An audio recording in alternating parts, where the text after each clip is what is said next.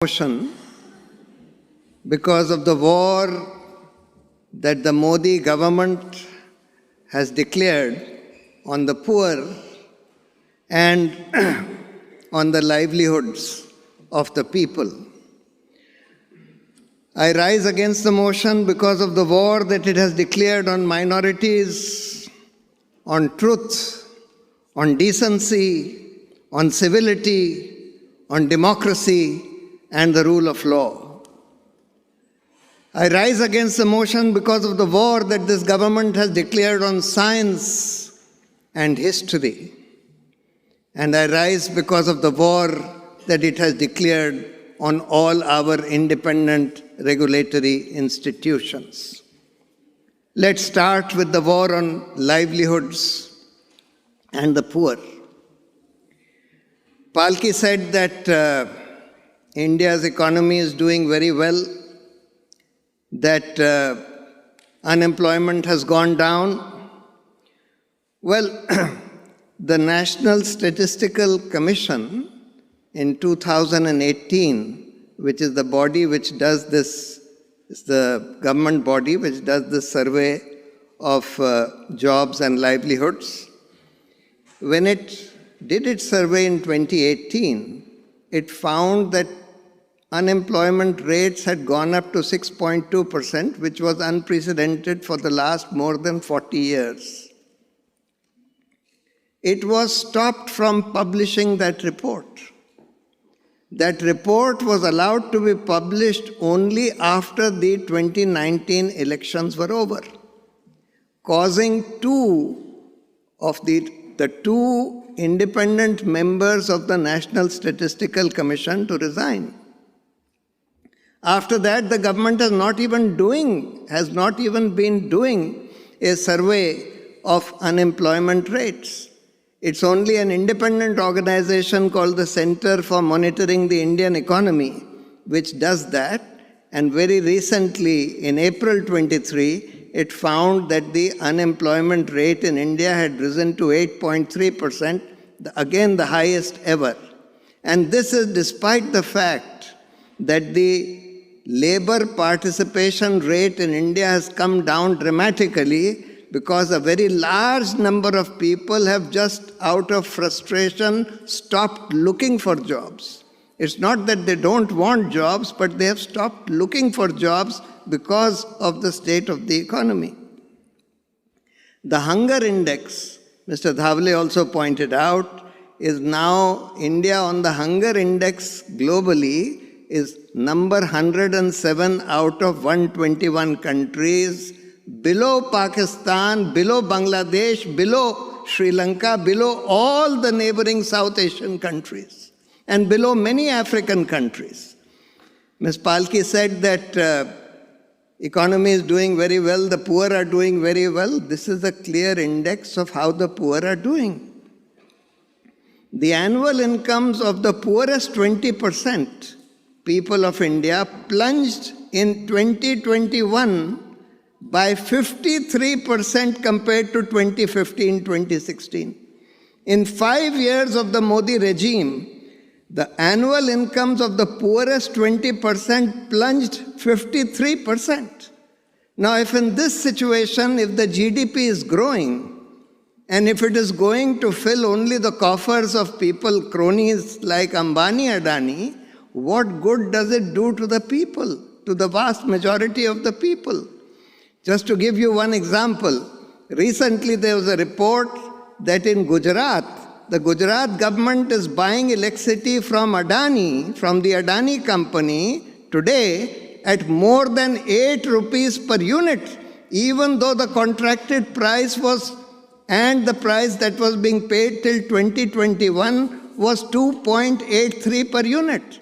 That means tens of thousands of crores excess payments are being made to Adani while pauperizing the state of Gujarat and its people.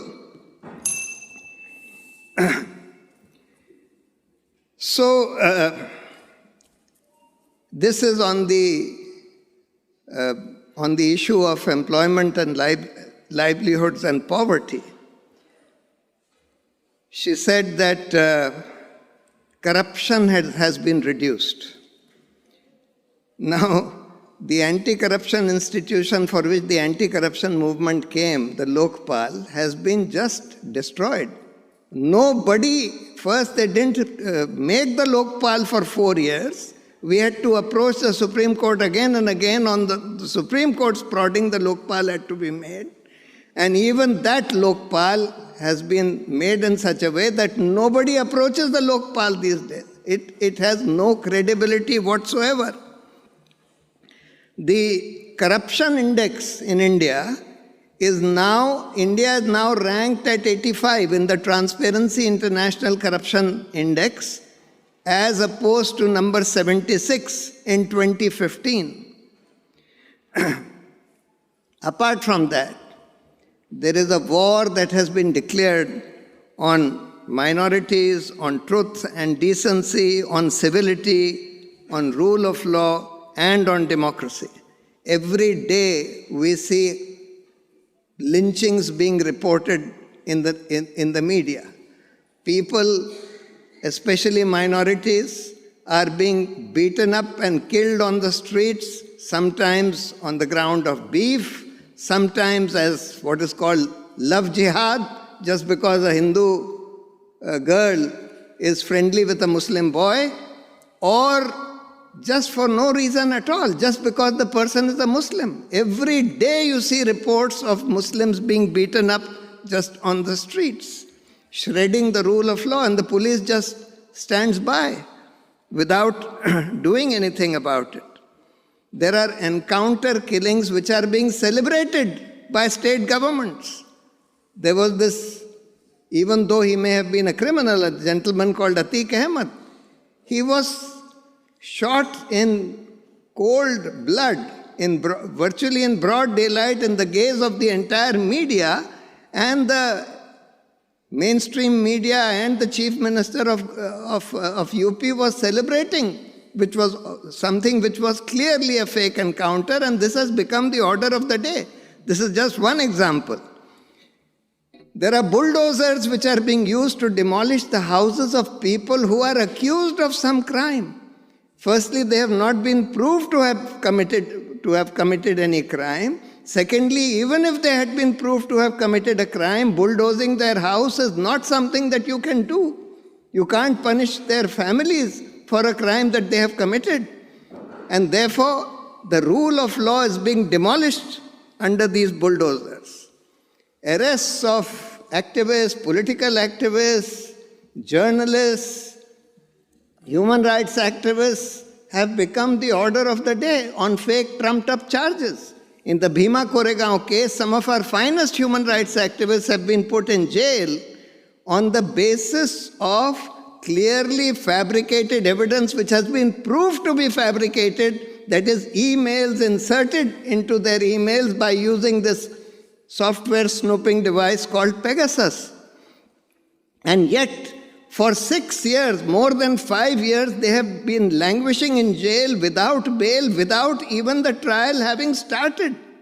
And this has become the state of liberty of people in the country today.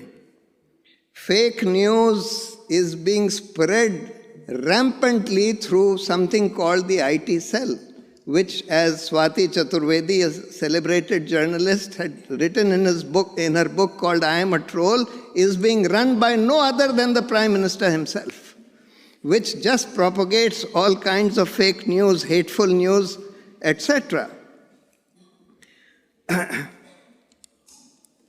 The media, in the Press Freedom Index, we were told India has slid down to 150 position out of 161, the lowest that it has ever been, and it has been constantly sliding under the Modi regime. The entire mainstream media has been brought to heel by the government and made an instrument of their propaganda by use of various techniques, inducements by way of advertisements, use of investigative agencies to browbeat them, and various other instruments which have been used to make them an instrument of the government's propaganda. And they have been just day and night spewing hate, spreading disinformation, etc. Every evening, if you watch the evening news, it's just hate and trying to divert attention from the real news by pushing these kind of hateful communal stories. There is a war that has been declared on science. Today, can you imagine, the periodic table has been taken off the textbooks of schools? The Darwin's theory of evolution has been taken off the textbooks. It's not surprising, because where you have the Prime Minister who spouts such scientific nonsense that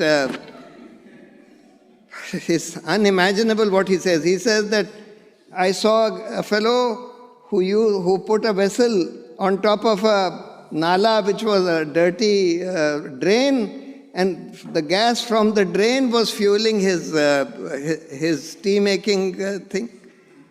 He says that there is no climate change. People have started feeling warmer because their bodies cannot bear it. All kinds of things. He says that I asked the Air Force to bomb Balakot even though there were clouds, because I felt that now in the clouds the radars will not be able to detect our planes. So when you have this kind of a Prime Minister, obviously there will be a war on science. There is a war on history. The whole Mughal history has been removed from the history textbooks.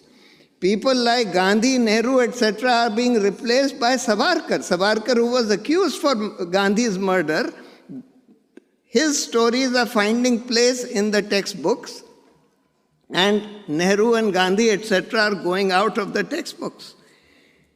The chairman of the University Grants Commission is a gentleman who was earlier the Vice Chancellor of Jawaharlal Nehru University, who famously said that we need to put tanks on the campus of the university in order to instill nationalism among the students.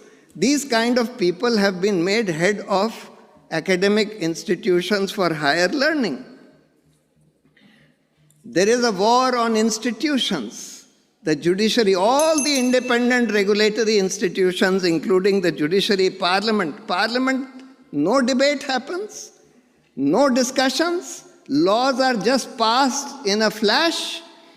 In fact, the sittings of Parliament have been reduced to something around 60 per year, as opposed to more than 100 or 150, which used to be the case earlier. No bill is ever sent to parliamentary committees for greater discussion and taking feedback from the other independent experts, etc. Investigative agencies have been brought totally to heel and made instrumentalities of the government. The Election Commission, which used to be an independent institution, has also been brought under the control of the government, and the Supreme Court recently, Constitution Bench of the Supreme Court, in a very detailed judgment, said that the selection of the election commissions cannot be left in the hands of the government because they are appointing totally compromised people. All other institutions, the CAG, the NHRC, the Law Commission, everything, all these independent institutions, their independence has been compromised. And therefore, it is for this reason that I stand up here to say that under this Modi government has led India to a wrong path, because it has destroyed the lives and livelihoods of the poor.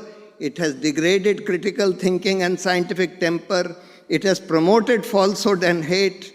It has promoted violence and lawlessness. It has subverted independent regulatory institutions. It has degraded democracy and made it a game of money and propaganda. Thank you very much.